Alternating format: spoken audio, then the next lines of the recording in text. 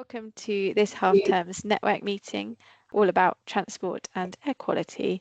We're going to hear from 3 different speakers, some from the County Council and also ModeShift, all about what you can do and the support they've got that can help you. And then there'll be a chance for discussion and to hear from some Suffolk case studies. So I'm Jess, for those of you that don't know yet, and I took over from Rebecca back in January. And the other member of our team is Louisa, who will be joining later. The network's now up to over 300 members. So we've got site managers, teachers, business managers, operational staff, all everyone in school who's involved in sustainability, decarbonisation and climate action plans. So it's really growing now, which is great to see. I've done a bit of a roundup there of the support we offer, for those of you that are new here. So the newsletter that will be coming out next week, for example, our website, the brand new one, which is a great big resource hub of lots of different support. So if you haven't taken a chance to explore that, I definitely recommend that. And I'll pop the link to that in the chat as well, because definitely the climate action planning toolkit in particular is really useful. There's also our network meetings, obviously, that you'll hear now, and the primary schools programme, Our Schools, Our World. And the big event happening in June to support you is the Sustainability in Education Conference at the Food Museum in Stowmarket. So if you're not already signed up, please do. The tickets are only £35 at the moment, and that early bird sale closes at the end of the month. So I'll put the link to the Eventbrite in the chat. And there'll be some really great case studies and workshops to help you improve, whether you're at last year's or not, really taking that next step with the climate action plans. There is a link to an invoice booking form, so you don't need a credit card or have the Eventbrite fees, which I'll also put in the chat, which makes things a bit easier when you're booking as well. So obviously today's session is all about transport and air quality, and these are both very closely connected topics, which is why we've put them in the same network meeting, because by improving transport, we're improving the outdoor air quality. And as you know, children are particularly at risk from air pollution, as their immune systems and lungs and brains are still developing. So why are we doing it this? Well, we're trying to better that student health, as well as obviously lower carbon emissions, and we can improve the traffic congestion and the physical activity of the students, as well as the general air quality around the area. There are lots of different ways to do this, as I'm sure Rosie, Jenny and Apple are going to talk to you about, but I've put some ideas there as well, whether that's having a bike to school programme like that picture from Bury St Edmunds, or doing more work around policy and monitoring with the students. And then these are just the support that's not going to be talked about so much later from the website. So Ipswich Borough Council can come in if you're in the Ipswich Borough area, and they run air quality lessons, or can put on an anti-idling event. And they also have resources for everyone that are on their website. And then Global Action Plan are an organisation who have got activities and toolkits about, for example, clean air detectives. And they were recently in a Let's Go Zero video where they talked all about their support. So I'll pop these links in the chat as well. And then Sam, he do more work around indoor air quality. So that's an interesting thing to get involved with as well. I'm now going to hand over to Rosie. He's going to talk about how the County Council can help you with air quality. And if you've got any questions, you can pop them in the chat, or if you're happy to be on camera and mic, there'll be a chance afterwards to ask her any questions. Thanks, Rosie. Lovely. So I haven't got any slides today. I said to Jess earlier, it's actually a refreshing change to be able to see people's faces and not just look at my own slides. So I am Rosie Welsh. I'm from Suffolk Council's Public Health team. I work on the whole of the natural environment, but part of that involves air quality from a health perspective. And just before I forget, jumping back to Jess's slide beforehand, each of the borough and district councils have an air quality officer who can come in and do presentations and assemblies and workshops with your school. So although Ipswich promote theirs quite heavily, they are in all the borough and districts. So I will, when Jess sends the slides round, I'll put their names in there, just so if you want to contact them, you can. And another plug is Clean Air Day in June. That's a really good opportunity to get some clean air messages out, and you'll find that your local council will often have resources available specifically for that day. So going back to why I'm here today. So Suffolk has good air quality, reasonably good air quality anyway, but there are areas where it's higher than we would like it to be, and Ipswich is one of those areas because it is very built up. But actually there are hotspots throughout Suffolk, and outside schools is often one of those places where there is very localized pollution issues. Because, and it might be that you're in a very rare school that doesn't have this problem, but in any school I've ever visited or dropped my kids to, there are parents that arrive a good 15 minutes early, sit outside, now they've nabbed to the parking spot, and they'll have their engine running for the whole of that time. They'll have their radio on, their phone plugged in or whatever, and that puts all those unnecessary fumes into the air. So that in itself is bad, but what makes it even worse, going back to Jess's point, is that children are more vulnerable to the effects of that poor air quality. Their lungs are still developing, their brains are still developing. They take in far more breaths than adults do, so they're breathing in far more of it, and they're also closer to the exhaust pipe, so they're right near the kind of concentration of those fumes.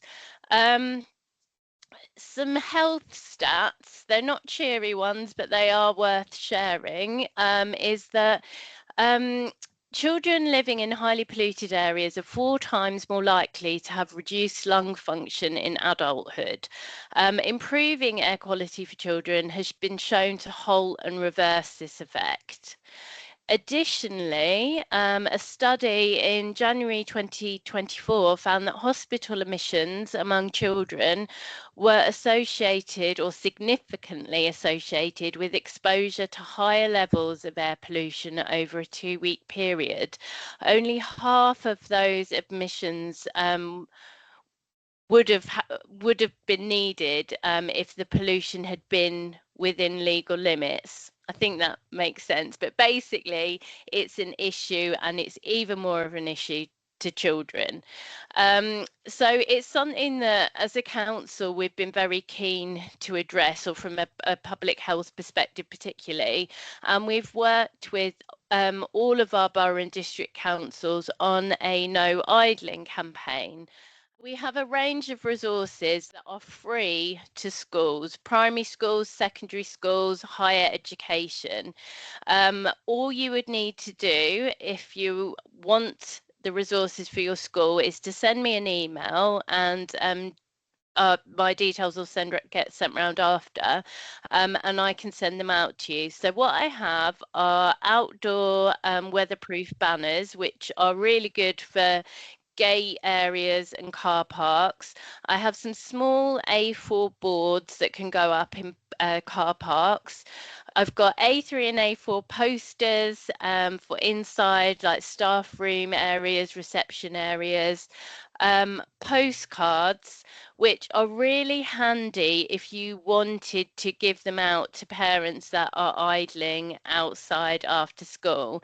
And that does come with a bit of warning, and obviously schools know their parents. There are some schools that have taken their children out, or their eco councils out, with the postcards, and they've had the children give them out and speak to parents, and it has been a huge success. There's been schools in other areas where it's just opened a barrage of abuse, and everyone's gone home very upset. So knowing your parents, you may or may not decide that you want to do that. But yes, so postcards they've got a bit of information on the front, and then they've got myths and facts on the back. So it's very hard to argue with someone when they just give you a piece of information and leave you to it that's got all the facts on there that you could possibly need. We have car stickers. I'm trying to think what else we've got. Basically, a whole suite of resources. The other thing that we've got, but it's only a very limited number, but they are amazing for engagement with pupils and to get them excited about the air outside, is we have some little portable handheld monitors. And what we've done previously is we've loaned them out to a school, and they'll get the children out and about in the playground, car park, out on the street outside, monitoring the air. Now they're very simple. You get a red, amber, green light. So there's also a monitoring sheet that accompanies them. So a group would go out, they would record whether they get a red, amber, or a green, have a look and record if there's any cars that are sitting with their engines running, any other things that they can see or hear that might contribute. Then they put the resources up and then repeat the exercise again at a later date. So we've got those monitors available. They are out at the moment at Hadley, at a school in Hadley. So once I have them back, I've got them available to loan. But I think the good thing about the idling campaigns is it's one simple action that people can communicate in it, because it is quite easy. People do tend to take it on board. In Colchester, they ran an idling campaign and they saw a reduction of 30% in pollution levels outside schools. And I think in London, where they've run some of the campaigns, obviously they're not necessarily comparable to a village school, but it still showed a massive increase. In some areas, I think there was like a 40-50% drop in pollution levels, simply from people switching off their engine, because you haven't got that concentrated build-up of fumes in a small area where there's young, vulnerable lungs.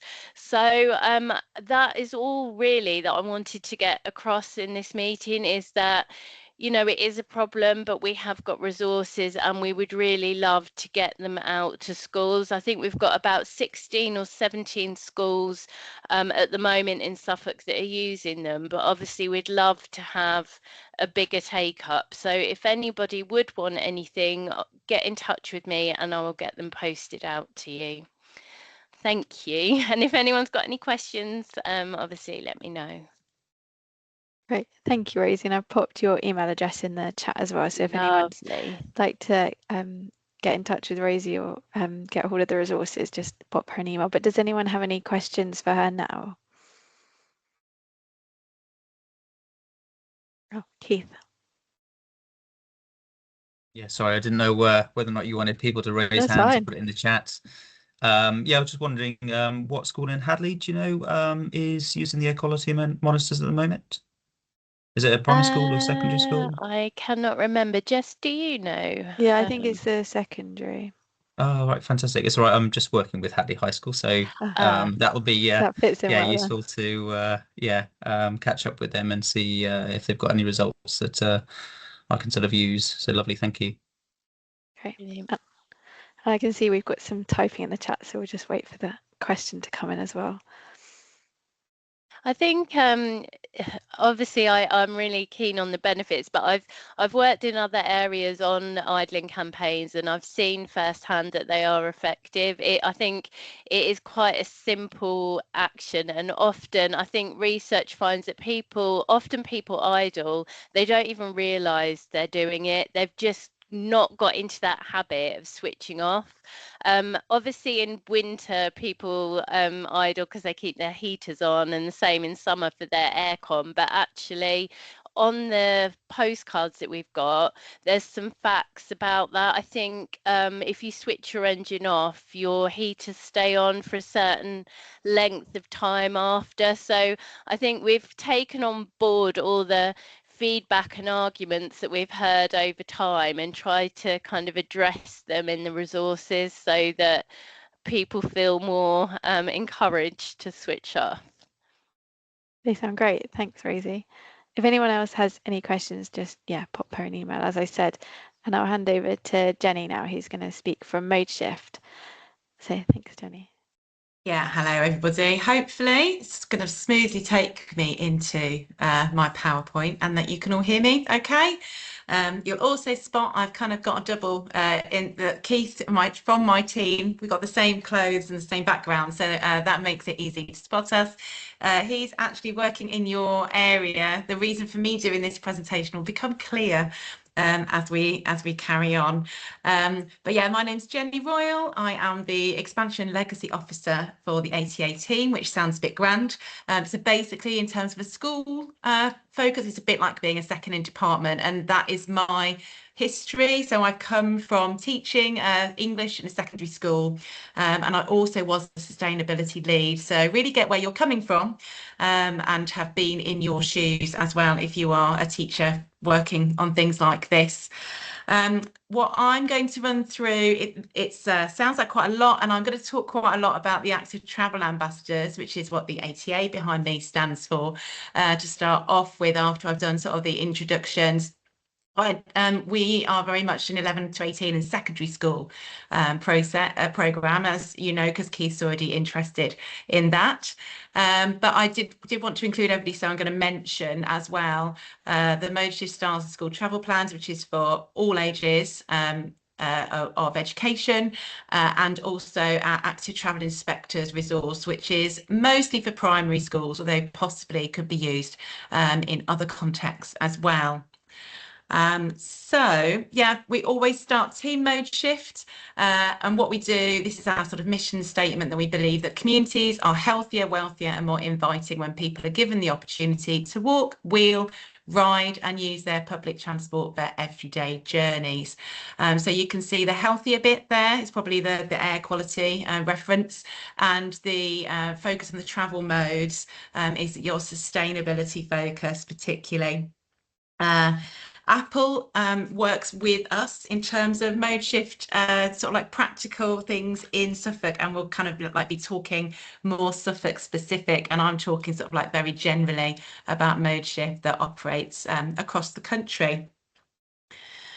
So, and also just to give you a little bit of a wider context as well, obviously I'm working with the education team in schools, but ModeShift does work in lots of different settings, creating travel plans, supporting, inspiring and championing individuals and organisations to improve those everyday journeys. So that's in hospitals, in the NHS with healthcare, in leisure settings, in business, in residential as well. But obviously I'm going to focus on schools.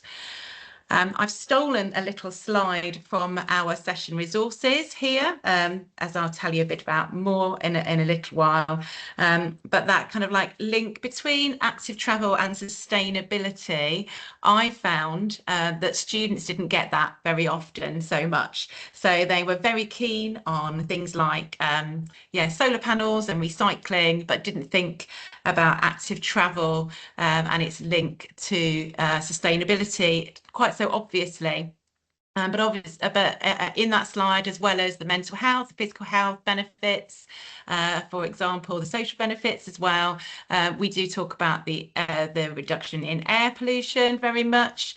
But we also in our slides have a whole slide just to give the impact in terms of carbon footprint and carbon emissions that school travel has.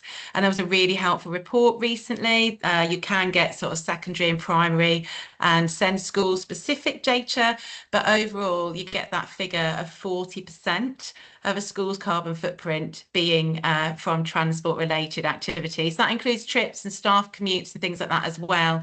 21% of that, on average, is the pupil school run alone. So if you're looking to reduce carbon emissions in school, and I'll talk a little bit about carbon action plans later, climate action plans, sorry, later on. But it's a really key part of that sort of sustainability role, which I know from experience involves having your fingers in lots and lots of different pies and pots. So on to Active Travel Ambassadors. Got your lovely photo there, Keith, and also you'll get these slides afterwards. So you've got Keith's email address there. Keith, you might want to stick it in the chat for us as well. But Keith is our coordinator for the Active Travel Ambassador programme within your area. So the Active Travel Ambassadors programme, I'm going to say ATA from now on, is for secondary school pupils only. So it's 11 to 18, and it's really looking at a gap in the market. Really, there's lots and lots of initiatives out there for primary schools, but very little for secondary schools. So we aim to really address that, and bearing in mind that you've got a massive market of students there, and from the stats at the top, only 37% 11 to 16 walk to school, only 2% cycle from the 2024 stats. So we've got a lot of possible modal shift that we can achieve, and we're hoping to achieve. We're funded by Active Travel England, and we work in partnership with Bikeability Trust and various other organisations as well. We're all about bringing people together and working together. So with the Walk Wheel Cycle Trust, with Living Streets, Bikeability, and so on. You've got the stats from last year of 6 regions, 19 local authorities and 94 participating schools, 1,246 ambassadors. This year we've gone up to an extra region, and we've gone up to more local authorities. We're aiming for 120 schools this year. So that's a little bit of the overview. And what we do is a behaviour change programme within schools, supporting groups of students who we train up to be ambassadors to deliver a behaviour change campaign within their school. So we support them, support their school staff to devise and deliver that campaign. It's very bespoke, depends on what the context is of the school, what the concerns are, what the travel data reveals. We work through the process generally in the sort of diagram you've got there of making sure everybody's comfortable, we know each other, do some research, find out what that picture is, use that to plan the campaign, and then what's coming up actually for Keith on Friday morning, and the reason why we weren't sure that he'd definitely be here to do this, a big campaign junction event where schools come together, pitch their ideas to experts on a panel in order to get funding for their campaigns. £200 with some bonus funding available as well. And then once they have achieved that, then they go away, promote, prepare, carry out their plans and evaluate. And you'll see it's kind of a circle. So we're into our 4th year, and we are trying to get schools to carry on that cycle. And as they move into sort of like being more experienced, we're getting them to think about having activities delivered all through the year, not just that sort of single campaign, but getting involved with lots of different things to keep promoting active travel, keep getting that modal shift. So yeah, it's really good in terms of addressing those travel issues, hopefully, and reducing the carbon footprint. It's also for ATAs themselves, fantastic for their experience. So there's lots of those soft skills, things that employers are looking at, things to write about in a personal statement.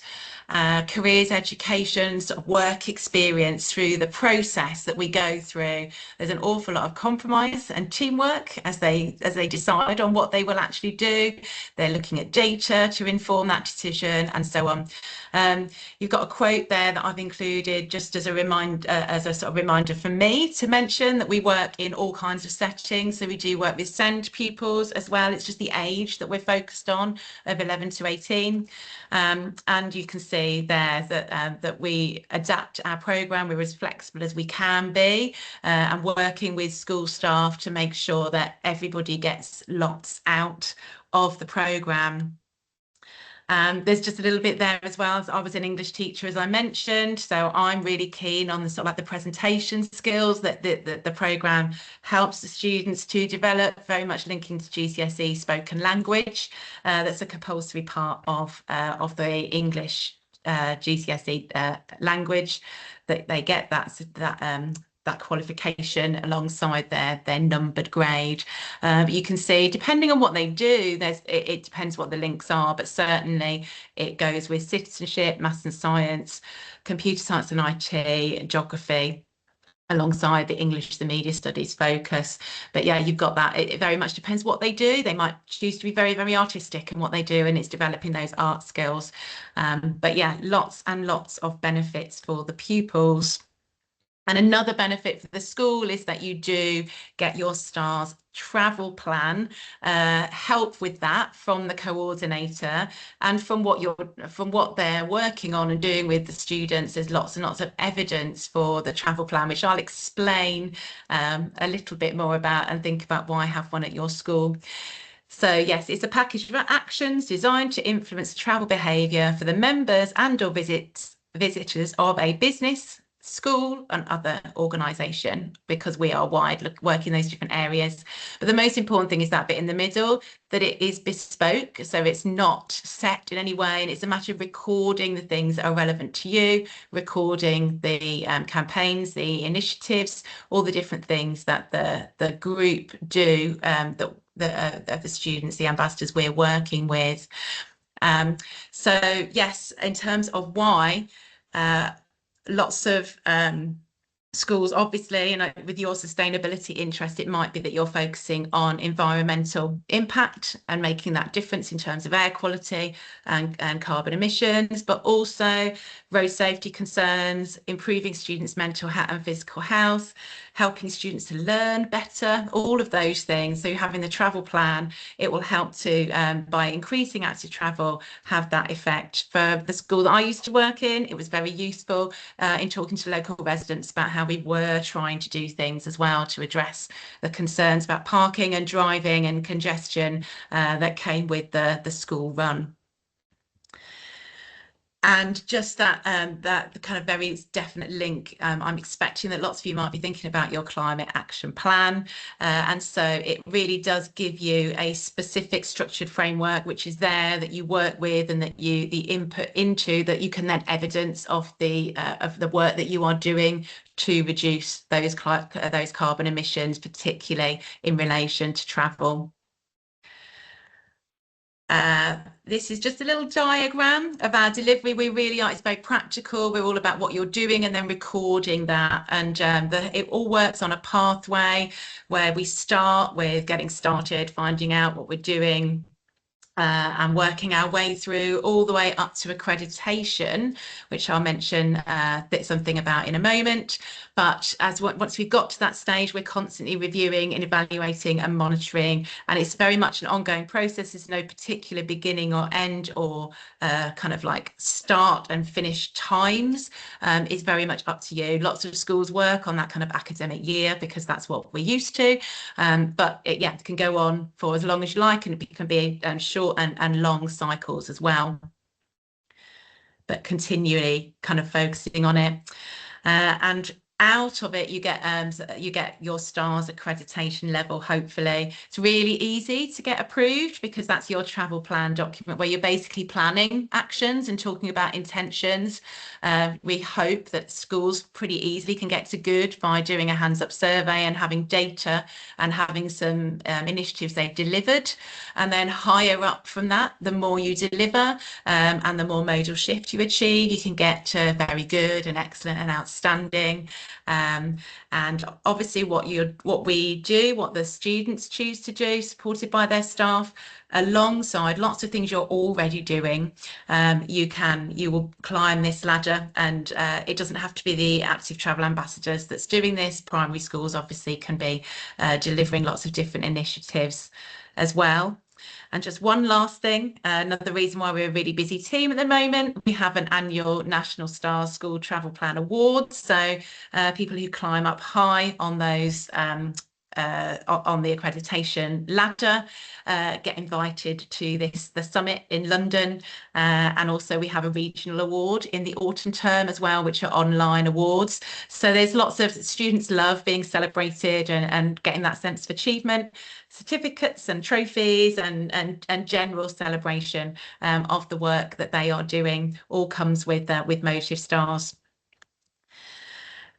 There will be, I think this will be shared afterwards. We had 2 recent reports, and as you see, the bits that are underlined, they are links to the STARS and the ATA reports. Lots for us to shout about the impact that both programs have. So STARS generally work in education on travel plans and delivering those travel plans, and for ATA for the actual work in secondary schools with those groups of students. So some great numbers. We're really proud of the results and what those reports have shown, and you can have a look if you want some more detail afterwards. One thing that we'd really encourage you all to do, if you're not already in a school that is signed up to Motive Stars, to sign up there.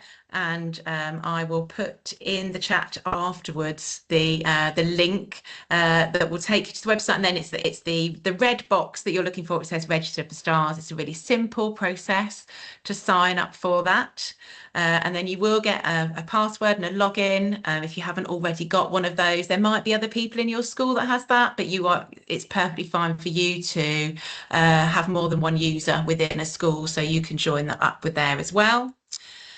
It will look something like this with the dashboard that you get, just to give you a little taster of it. And it's really helpful to know that there are lots and lots of resources available to you, both on our website, so that's the image right on the left, but also within STARS, what I just showed you there. Underneath guidance resources, there's guidance dashboard, and it has things like this is actually on the website, but a video that's been recorded to explain how to get your introduction tab going and to sort of like start building up the information. It does take a little bit of time initially to get it set up, and then it's a matter of maintaining it, adding things as you are going along. And then the last thing very quickly for me to mention is something that is primary school specific, really, is our fairly new Active Travel Inspectors, so ATI instead of ATA resource. And you can see a little bit of a picture of some of those resources there. All of this is accessible from STARS again, so it's available if you've signed up to STARS and you've got access to that. Then within the resources you can get hold of everything to carry out Active Travel Inspectors in your school. So it's aimed at older primary pupils, and it's that idea of giving pupils a voice in the same way that the ATA does in secondary schools. So it gets them to go out and be inspectors, to have a look at the infrastructure around the school, how easy it is to walk, to wheel, to cycle, looking at things like the pavement quality, the road crossings, street art that makes the area attractive. Yeah, and it's a nice little project for small groups. We recommend groups of up to 8 inspectors to carry out at Key Stage 2. Everything is there for you as school staff to be able to deliver that. There is there's guidance for you. There are classroom PowerPoint slides, and then there's kind of a worksheet that you take out and have a look at the environment around the school, fill in, put that onto our STARS system, and that collected data goes to the local authority. So you can get printable certificates as well, celebrating what you've done for the data that you've recorded, but the local authority get that information and are using it. I know that in my area, Birmingham, where I am, that's being used to think about which schools get funding for various kind of infrastructure projects as well. So it's something that is great fun for the pupils, and again useful for local authorities, and really great for all those skills developing as well. So next steps, if you haven't already, get yourself signed up to ModeShift STARS. I'll put that link in just a moment. Start adding to your school travel plan, revisit it, make sure it's up to date if you've already got one. From there, download our ATI resources, give them a go.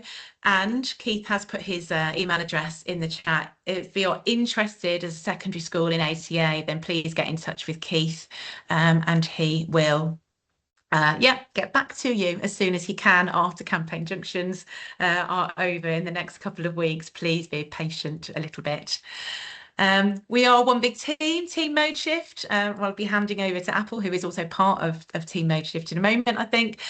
You've also got the support for the system support for the STAR system address there, and general email queries go to admin at modeshift.org.uk. You can obviously contact me as well in terms of anything ATA, but it's probably sensible, Keith's working in your area, for him to be the first person that you get in touch with.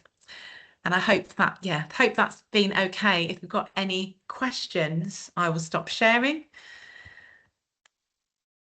Lots to take in, I'm afraid. Lots and lots of information to share with you. That's great. Thank you, Jenny. It all looks fab.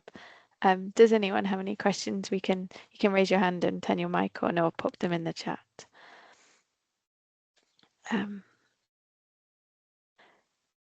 If not, I can hand over to Apple, who's going to talk about what the County Council Active Travel Support is. Thanks, Apple. Hello, everyone. I'm just going to quickly share screen.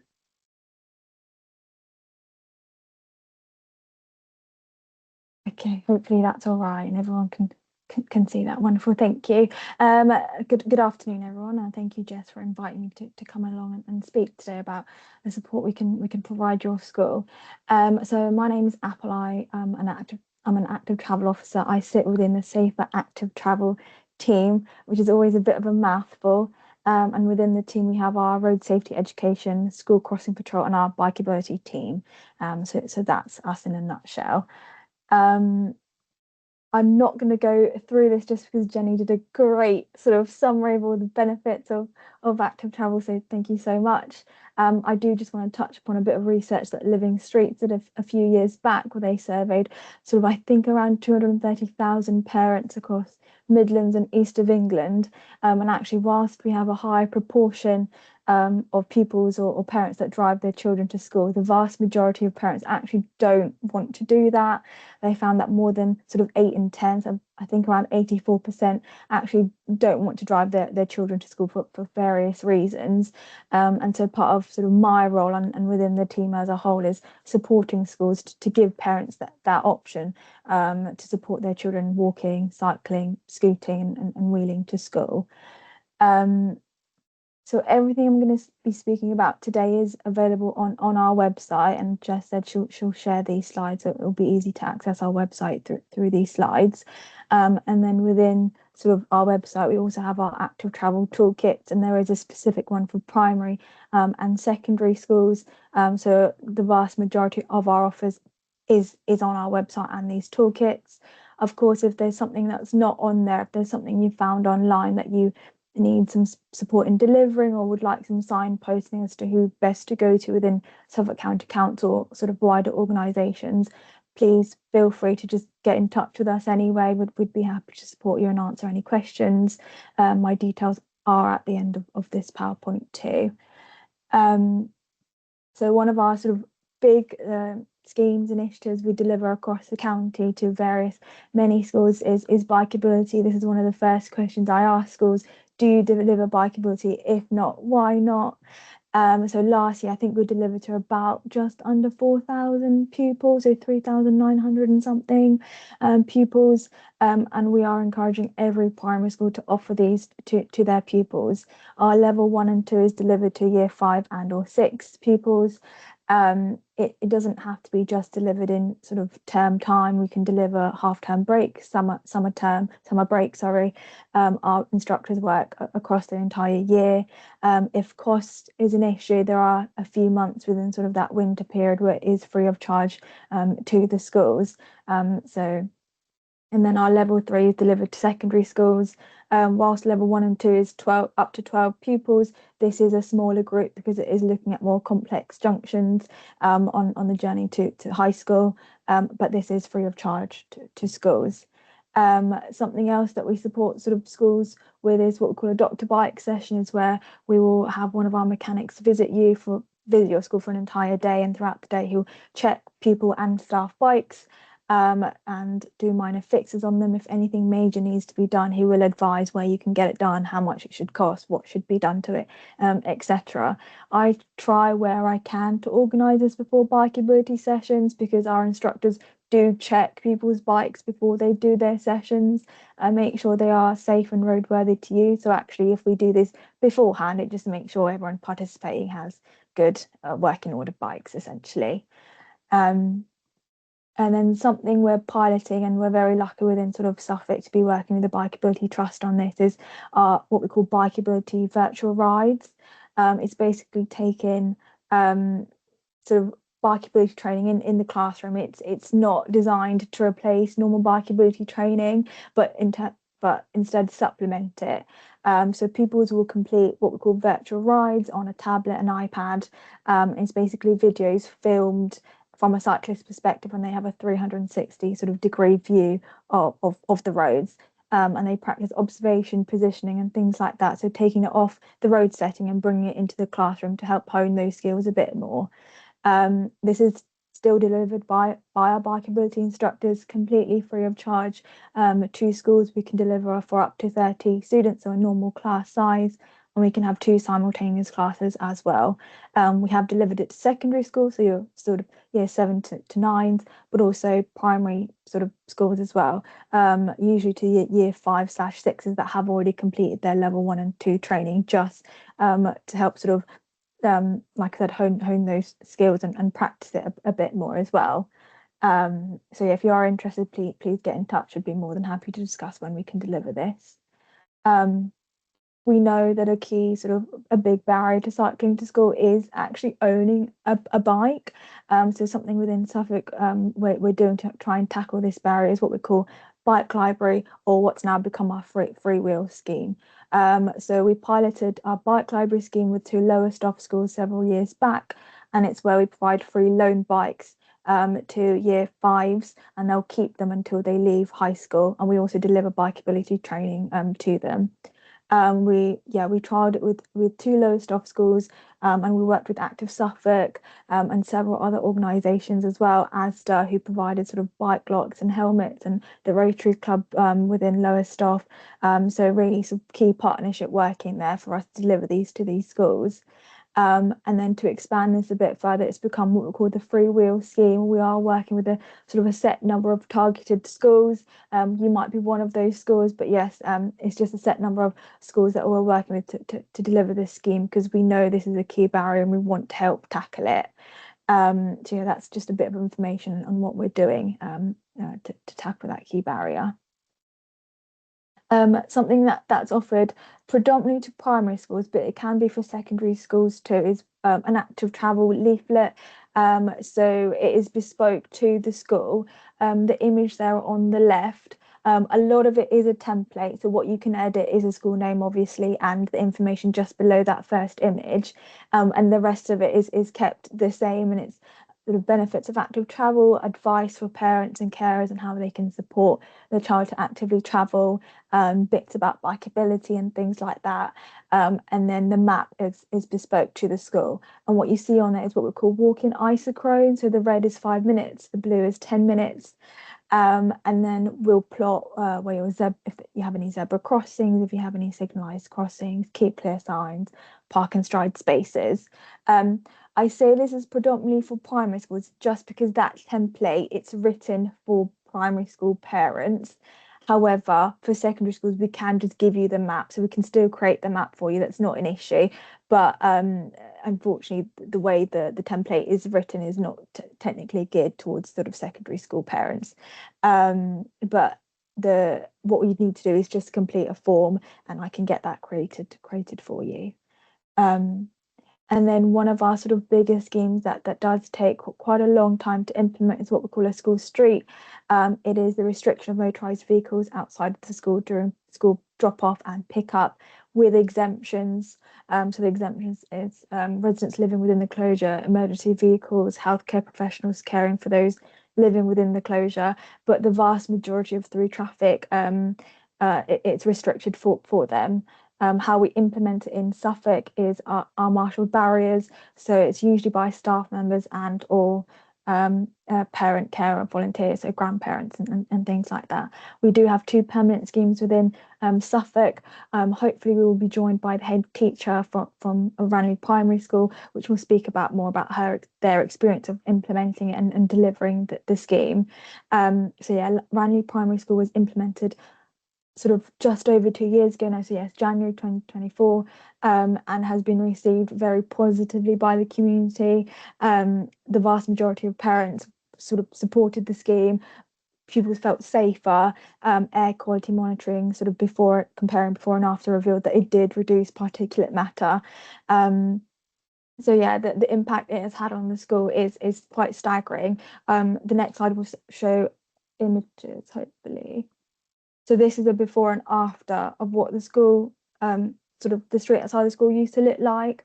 If you don't know where the school is, it's sort of by the London Road junction, and it's a very busy area, and people were using this road to cut through to avoid those traffic lights. So a lot of congestion, but now putting that school street in place, it's really transformed the space, where so both ends used to have marshalled barriers. Now we've installed permanent bollards on one side, so it's now no through traffic at all times. And I just want to touch upon, I think, one of the quotes there where it says, someone was told anecdotally that a child was using the inhaler once a day compared to multiple times a day. So the impact it has had on these pupils is staggering. We've had feedback from parents saying, I feel safer with my child going to school now. And as a result of that, they do have a school crossing patrol because they do have a park and stride just across the road from them. So it's, again, supporting them on their journey to school. So that was our first ever school street. Our second one is in Moorland, Church of England Primary School, again in Ipswich, completely different area. So in a residential space, 2 marshalled barriers on each end, again by staff and parents that marshal it. And again, positively well received. It's been up and running since September 2024. The vast majority of parents wanted it permanent. It has increased active travel. We've had positive comments from staff, parents, residents, and it is now permanent. And the same feedback we get, that sort of parents feel more confident with their child walking to school. As I mentioned, we work very closely with our road safety education team, and they deliver road safety education workshops. So those are classroom workshops. They tailor it to the year group as well as the location of your school. So say you have a zebra crossing or a signalised crossing or a school crossing patrol, they'll embed that within the sessions they teach pupils. And like I said, it's bespoke to the year groups they're teaching it to. They teach sort of the road safety education officer teaches across many different year groups, up to 6th form students as well. And then something else that's quite popular across sort of our primary schools in Suffolk is our junior road safety officers, so our JRSOs. That's a group of pupils that will champion road safety and active travel within their school and their local community. And that's usually a group of year 4 and above that do that. So they'll do assemblies, competitions, posters, write newsletters. They'll also write to residents sometimes. Pupils make it how they want. They deliver as much or as sort of little initiatives as they want throughout the year. And something exciting that happens in the summer is we have our JRSO event where we will invite schools and the JRSOs to come, and we celebrate them and all the good work they do throughout the year. And as I mentioned, within the team, we also have our school crossing sort of patrol. So that's our lollipop ladies and lollipop men that support our sort of children and adults on their journey to school. And something we've just launched recently is a new campaign called Lollipops Aren't Just for Children, to remind the community that actually adults don't have to be accompanied by a child to be supported by a school crossing patrol. We've unfortunately had incidents of sort of our patrols receiving abuse, and we're just highlighting the good work they're doing in our community and how they support our schools and our children. So you might have seen sort of it's been picked up by the local papers and the radio and the news. So you might have seen that about as well. And it's also on our local, sort of on the backs of our local buses too. On our website too is a list of campaigns that happen throughout the year. So any road safety, active travel campaigns. We have Mode Shift Month, which happens Cycle to School Week, Walk to School Week, and things like that. And it's just a way to continue to highlight this throughout the year. And it's usually if you have a junior road safety officer team or eco council or a school council, they can celebrate these days by having a competition, doing an assembly, for example. But throughout the year, we do also hold our own competitions sort of within the team. Back in November, it was Road Safety Week, so we asked pupils to design road safety posters and messages that could go on lamppost sleeves. And our winners were Norton, Stutton and Tattingstone. So we have lamppost sleeves around their school just sharing these road safety messages. And next week, something that's happening, hosted by the Walk, Wheel and Cycle Trust, is the big Walk and Wheel. So it's a 10-day active travel schools challenge where schools will sort of log their active travel rates. So anyone walking, cycling, wheeling to school and things like that.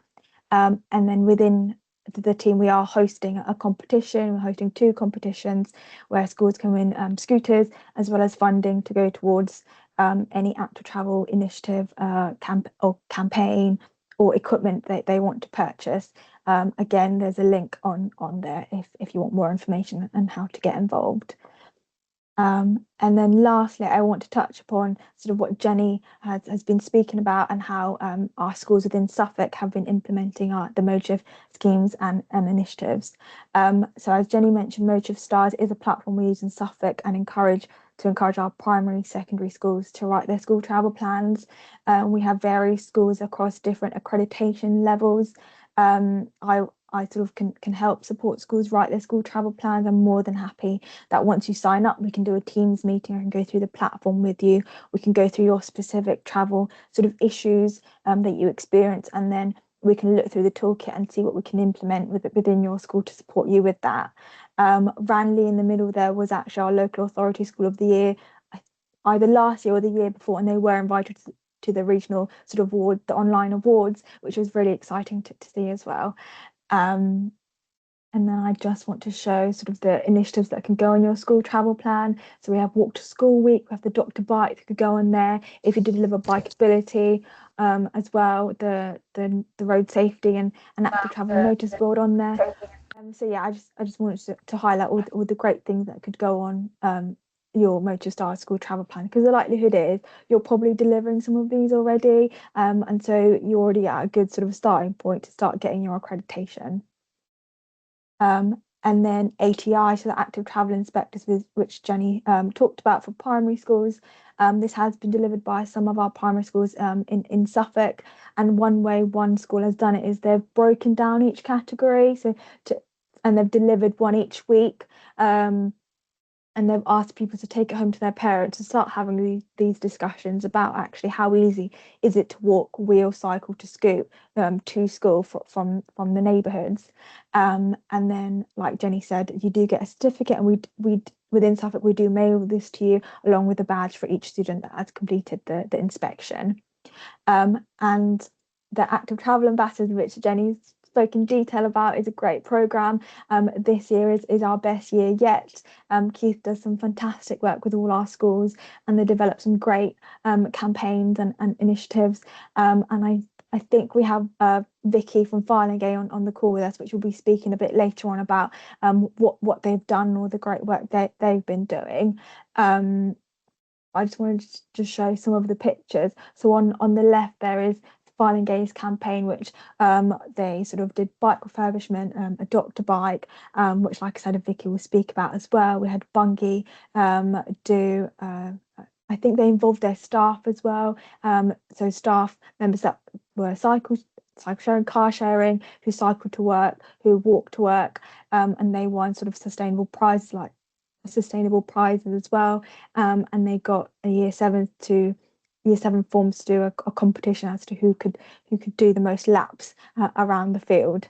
So some great work. And yes, we have our campaign junction on Friday, where we'll be hearing what the schools have come up with this year for their campaign, and for them to bid for some funding.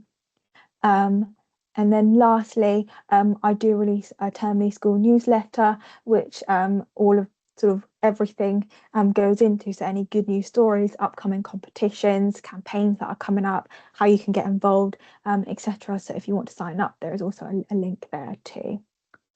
And these are my contact details as well. So yeah, that was a bit of a whistle stop tour on everything we offer. I do apologize if that was quite quick, but if you want to get involved with any of these, or you want to sort of to have a more in-depth conversation, please feel free to get in touch. More than happy to have a Teams meeting, and we can chat through everything. Wonderful. Thank you so much. Thank you, Apple. That was great, and so much happening here, and all for free and all for everyone. So that's really great to see how much everyone can get involved with. While she's on the call, does anyone have any questions for Apple? Or if you put your email in the chat as well, then people can get in touch afterwards, if that's all right, please.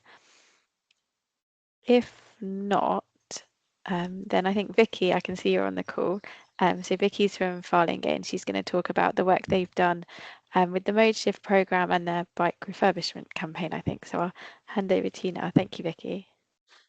Hi, yeah, so we took part in Active Travel with Keith. So we've worked with Keith, I think, is it our 3rd year now? We're busy on this year's campaign. So this academic year, we decided to use £100, and we approached the local recycling centre at Foxhall Waste, where they have some secondhand bikes. So we secured 9 bikes from there for £90. They got delivered to school by the recycling centre, which was fantastic. We then had Dr. Bike, which I managed to link in with the Substrands Big Walk and Wheel Week. He came to school for a day and fixed up the bikes for us, and then he also looked at the other students' bikes on site as well, because some of them were quite treacherous without any brakes or gears or, you know, anything that functioned really. We then wrote to students and families and staff and asked students if they were interested in a bike, because they currently didn't have one, to look at them being more active. And actually we had lots of students who asked for a bike.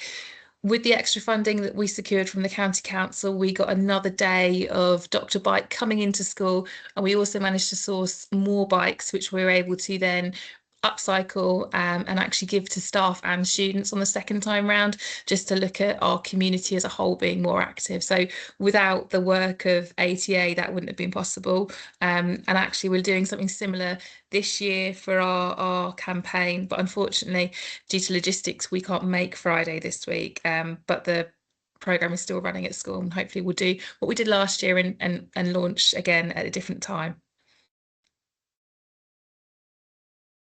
Oh, thank you, Vicky. That's really great to hear. You're welcome. I need to dash out back to a meeting, if that's okay. Sorry, it was a really quick in and out for me. Thanks for joining. Bye. Bye. Great. So that was our case study for this session. from Farlingay, which is really cool to hear what's already happening in Suffolk.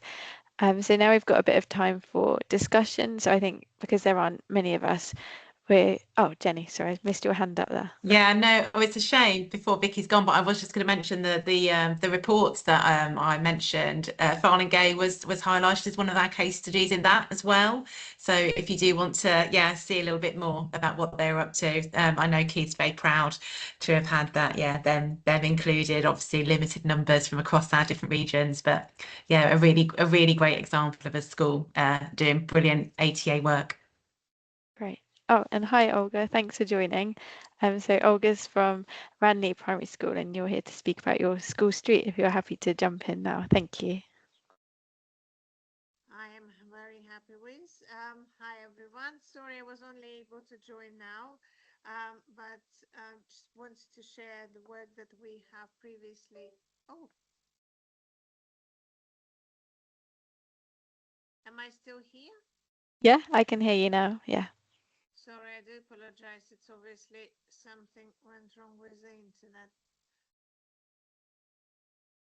Okay, I do apologize once again. So the work that we have done, I don't know if you are aware where Ranley is. Ranley is partly on, we are on Paul's Road officially. We are the premises coming to the Ranley Road and London Road as well. So in a way, it was a quite difficult situation because we are surrounded by roads. And quite a lot, it's not just the parents. We used to have people who were just coming sort of through, trying to, using it as a shortcut, especially inconvenient when it was done during the school time drop-offs and pick-up points. So I'll be absolutely honest, it took us about 3 years to complete the work that we wanted to complete. But I think with all the help that we had from Suffolk County Council, and I just can't say that it's not just one person, we had lots of people coming and helping and supporting us. We actually, I think, achieved something that we were very proud of. So it took us several stages. Our junior road safety officers were involved, our teachers were involved, staff. We spoke with all the people who have, because we don't have houses around us, we have companies around us. Not everyone was very keen, to be absolutely honest, for closing the road because they did see it as a main threat that they're going to lose their businesses. One of them is QuickFit. But we managed to get them on board with all the, talks about the safety of the children. Apo, I don't know if you have the pictures to share, because I think it just will say more than my words can say to explain which situation we used to be in.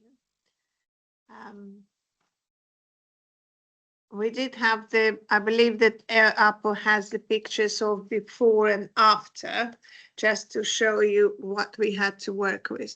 So there were lots of cars around pickup and drop-off time. I quite often had to go on the road and just try and regulate things because people were swearing at each other, cars were not moving, and the situation was quite horrible for everyone, children, parents, staff. So what we managed to achieve, so we basically just blocked the road. I have to say, for the school, it's absolutely fantastic thing because, well, all the families now have to walk to school as well. They're either working from the car park, which is a little bit further away from the school. It's the Bingo car park that we managed to get the agreement with, or they have to, walk straight away from home. The problem from our school is that only 35% of the children are the catchment area. The rest of the people coming with the cars from all over the town. I don't think we can say anything, Apple. Sorry, is it not presenting? I can see it, yeah. I don't. Anyone else can see it? Everyone else can see it. Oh, well, it's good, obviously. There's something wrong with my computer. Never mind. So if you can see the lovely cars, that's how it used to look like. So now we, with the help and support of Suffolk County Council, with the several stages, we managed to get the agreement that the road is now permanently closed, the access to the London Road. And that obviously have reduced enormously the number of cars that are coming to the school. We do still have volunteers in the morning who are helping us to control the traffic, because obviously parents still would prefer to come closer and drop the children right at the school building. However, that won't help the situation. As part of the school street, we did do lots of work on the air quality as well, and starting from the assemblies, having people in through the council, doing the surveys, doing the tests of the air, you know, during the term and during the half term, and checking the difference. The children were massively involved as well. At the time, we even had the air quality committee of the children who were really interested in that. They went and spoke to the parents outside, because they were leaving the cars at the time with the running exhaust pipes. So that's something that we really didn't want to happen. And lots of things were aimed for the safety and making sure that we're crossing the roads safely and thinking about the environment around us. So after lovely long work and all fantastic people who worked with us, so we managed to succeed, and now officially our school street is operating. Still, we have the volunteers just on one end to help us to monitor the amount of cars going within the half an hour of dropping in sessions, you know, and pick up sessions, but the rest of the time is now open. And I once again would like to thank Suffolk County Council for all the help and support, because without their help we wouldn't be able to do it.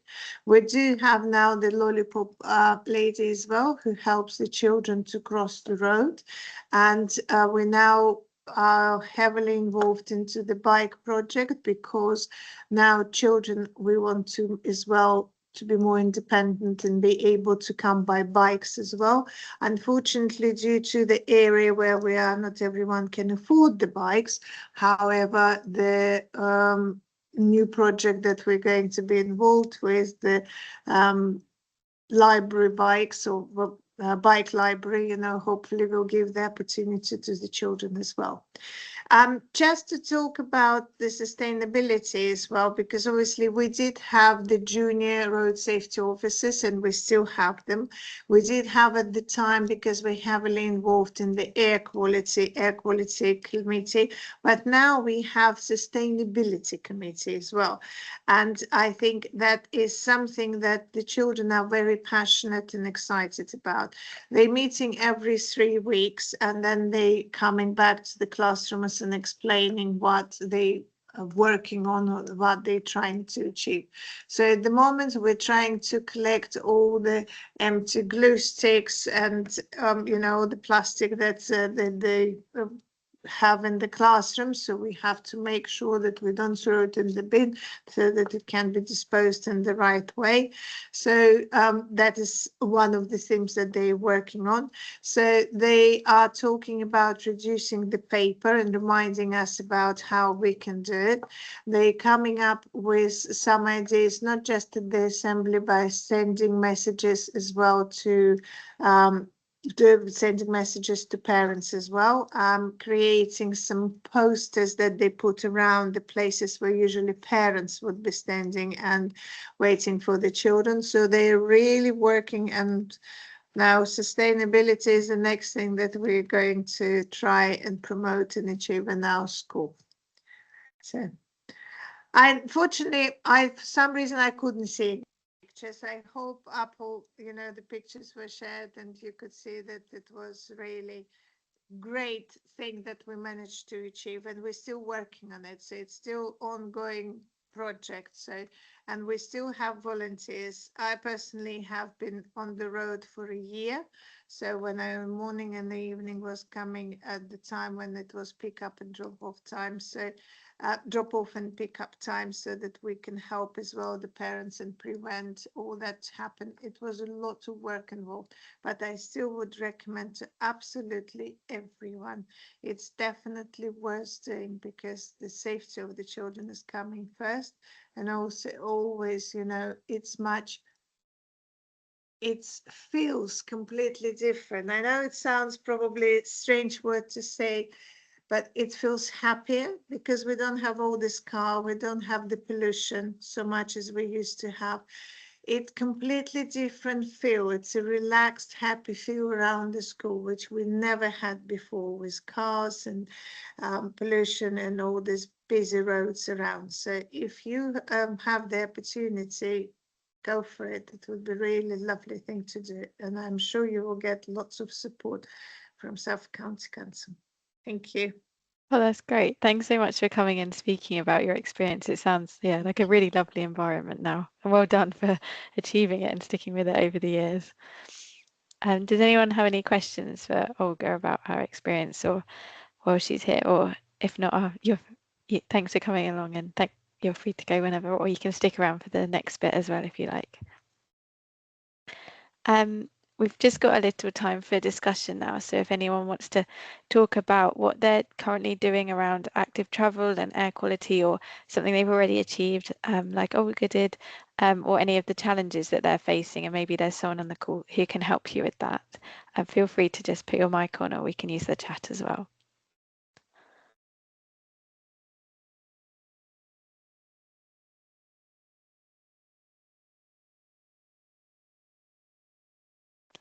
Keith, yeah, you go. I just wanted to say, yeah, it was really great, and just wanted to say hello to Damien on the call as well, because he's sort of taken part in ATA this year for the first year. So I just wanted to say hello. But it's been great, and it was amazing to hear Olga about the work that the school street's been doing, and it was just lovely to hear how you have how it's changed the feel of the school, sort of just in general, without the sort of so many cars and things like that. So yeah, I look forward to hopefully hearing more about other school streets sort of coming in Suffolk soon.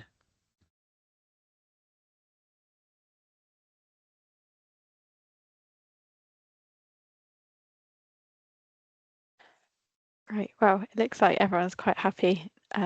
So we can leave it there if no one's got any other questions, and I'll send out all the slides and the little recordings from the meeting, as well as everyone who's spoken, contact details, so you can get in touch with them. But yeah, that's it for today, and I'll send those out. Thanks everyone for coming along. Wonderful. Thank you, everyone. Thanks, you. Jess. Bye. Thank you, everybody. Thank you. Bye.